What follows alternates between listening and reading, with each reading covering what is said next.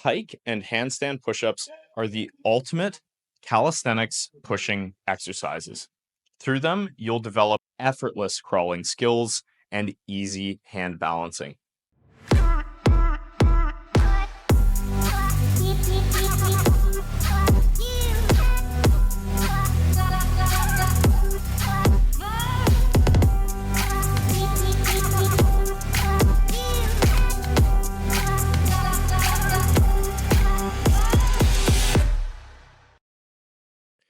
Pike push-ups will require a solid base in regular push-ups. Once we have that, we can start to elevate the hips and walk the feet closer to the hands, which will shift a bit more weight onto the shoulders and the upper body. If your hamstrings aren't super flexible, it's totally fine to bend the knees in order to take some of the flexibility requirements out of that pike position. Our hands need to be about shoulder width apart or slightly wider. And to make pike push-ups more transferable to handstand push-ups, we need to make sure that the head lands in front of the hands so that we create a triangular shape with the hands creating the 2 points of the base and the head lining with the point at the top. Keep the core engaged throughout and keep as much weight as possible on your hands. A common mistake is to allow the elbows to drift backwards. We should be keeping the elbows stacked over top of the wrists as best we can throughout our reps. This is going to make the exercise a little bit harder and load the shoulders a bit more. And once again, make this much more transferable to the handstand push-up. An easy way to ensure that the elbows stay aligned over the wrists is to use a pair of yoga blocks to show when they drift behind, which would knock the blocks over, and when they stay over top, which means the blocks will stay upright.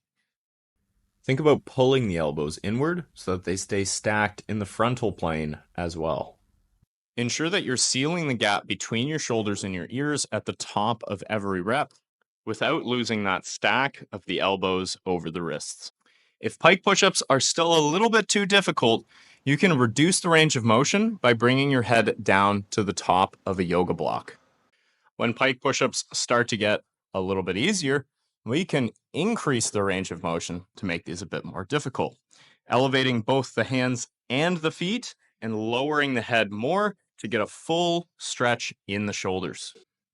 We can create a setup similar to the one I'm using now, simply elevating the parallettes and the feet on things like yoga blocks or textbooks.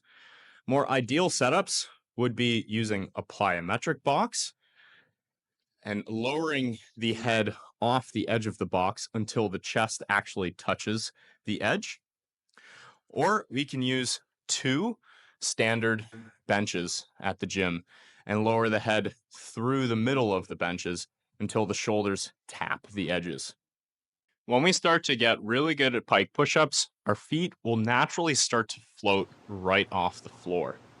This version of a pike push-up is almost as difficult as a full handstand push-up, as we're holding the full weight of our body on only our hands. As we continue to progress, we can go from a floating pike push-up to a full shoulder stand position, making it highly transferable to the bottom of that goal, the handstand push-up. Floating pikes and pikes to shoulder stand can be performed on the floor, on parallettes, or on a bench, but please avoid doing this on a plyo box, as that box might tip over. A floating pike into handstand push-up is another great way that we can progress these skills. While this is a complex movement involving not only strength, but also great coordination and obviously balance of our handstand position, the use of momentum is great to learn the movement and assist us in the concentric phase of a handstand push-up. This is something akin to using a kip or a swing when learning to perform pull-ups or muscle-ups. It is very normal to overextend the spine and get a type of banana-backed position on the way up. As long as this is not too uncomfortable, this is totally fine. It is good, however, even from the start, to set the intention to keep the spine as straight as possible, protract the shoulder blades or spread the shoulder blades apart, and brace the core. Don't make perfect be the enemy of progress. Embrace a little bit of arching at the beginning, and I promise you, with time, you'll find that nice straight line that we all want.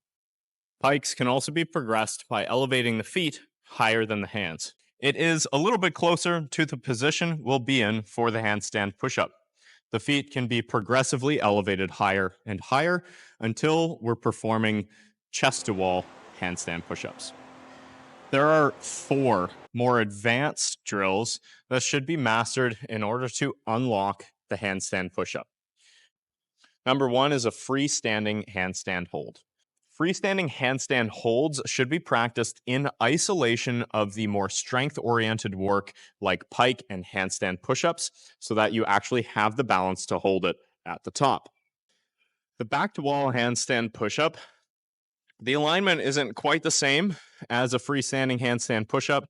The head tends to fall a little bit more between the hands than in front of the hands, like we've been practicing in our previous variations of pikes. However, it is still a great way to build general overhead pushing strength with nothing but your body weight. You'll probably be fairly close to the wall for this one, and try to keep your spine straight, stay strict, and push for as many reps as you can to increase that general overhead pushing strength. Chest to wall assisted handstand push-ups allow us to perform nearly the exact same movement as a freestanding handstand push-up and build very specific strength for this skill, but without having to worry very much about the balance. For this one, we'll set our parallettes or our hands farther away from the wall and aim our head for that point in front of the hands to create that triangular shape at the bottom. Do your best to keep your core braced and hollowed throughout the movement, but again, allowing a little bit of arching in the back is okay at the beginning. Just like our pike push-ups, chest-to-wall handstand push-ups, or back-to-wall handstand push-ups can be made easier by putting blocks underneath of our head, reducing the range of motion, or by elevating the hands and lowering our head farther, increasing the range of motion to make it more difficult. Freestanding handstand push-up negatives are probably going to be the last variation that we need to try in order to unlock our first handstand push-up. If we can perform 3 of these, each of which takes 8 seconds to lower down with control, then we probably have the strength to go back up and perform the concentric phase of the repetition. Remember to lower your head not between your hands, but slightly in front of your hands and keep those elbows stacked over top of the wrists. Brace the core and do your best to keep the spine straight throughout. That should be possible with eccentric reps. I've done so many reps of pike and handstand push-ups. I really don't know how well I can demonstrate a clean handstand push-up right now. But let's see what happens.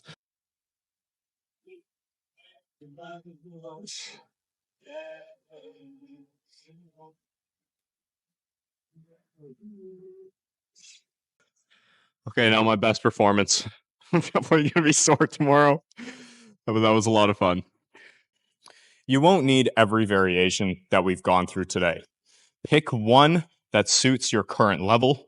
Make progress for a significant period of time before moving on to a more advanced progression. And ensure that you are progressing slowly and incrementally.